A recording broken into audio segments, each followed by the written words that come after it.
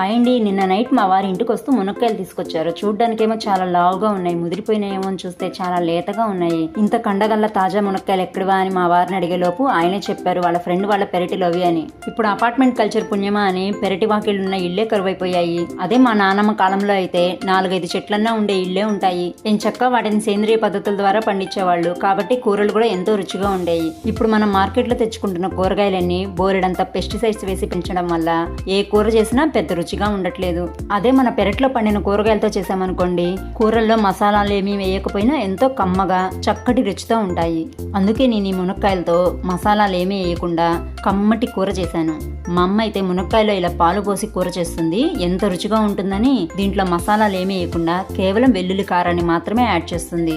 ఈ కూరకి ఆ కమ్మని రుచి పాల వల్ల వస్తుందో మునక్కాయల వల్ల వస్తుందో నాకైతే తెలియదండి. వీడియో నచ్చితే లైక్ చేయండి, షేర్ చేయండి. మరిన్ని రెసిపీస్ కోసం ఛానల్ని సబ్స్క్రైబ్ చేసుకోండి.